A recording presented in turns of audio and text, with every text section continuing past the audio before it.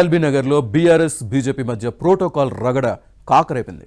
Corporator పై MLA Sudheer Reddy చేసిన వివాదాస్పద వ్యాఖ్యలకు ఎస్సీ ఎస్టీ అట్రాసిటీ కేసు నమోదైంది.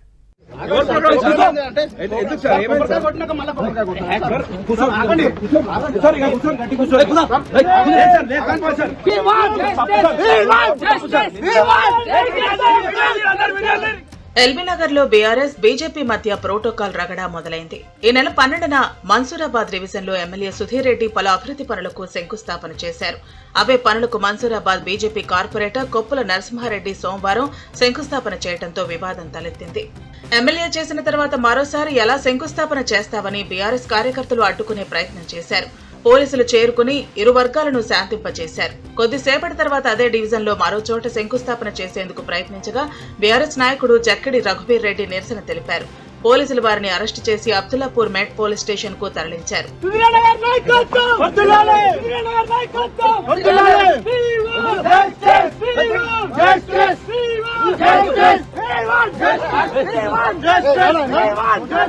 అరెస్టు సమయంలో రఘువీర్ రెడ్డితో పాటు కొంతమంది కార్యకర్తలకు స్వల్ప గాయాలయ్యాయి. ఎమ్మెల్యే సుధీర్ రెడ్డి పిఎస్ కు వెళ్లి బీఆర్ఎస్ నేతలను పరామర్శించారు. వారిని తీసుకుని డీసీపీ ఆఫీస్ కు వెళ్లారు.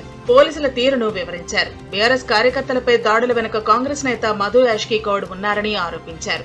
బీజేపీ కార్పొరేటర్లు కొప్పుల నరసింహారెడ్డి, వంగ మధుసూదన్ రెడ్డి మధ్య హనీమూన్ నడుస్తుందన్నారు.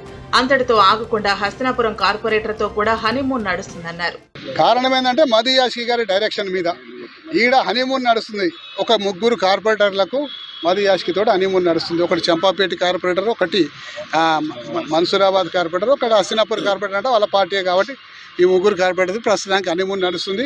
వీళ్ళు ఏ కష్టం వచ్చినా పాపం వాళ్ళ బీజేపీ నాయకులకు చెప్పుకోరు. ఏ కష్టం వచ్చినా మధు యాష్కీ గారికి చెప్పుకుంటారు. వీళ్ళు వ్యక్తిగతంగా పేర్లు అడిగి సిఐ గారు వాళ్ళ మీద దాడి చేయడం, క్రూరంగా కొడుక లేకపోతే బోసిడికి అని చెప్పి తిట్టడం, ఈ విధంగా బూతు మాటలు మాట్లాడుకుంటా వాళ్ళని తన్ని తొక్కి తీసుకుపోయి పోలీస్ వ్యాన్లో వేయడం నిజంగా దురదృష్టం.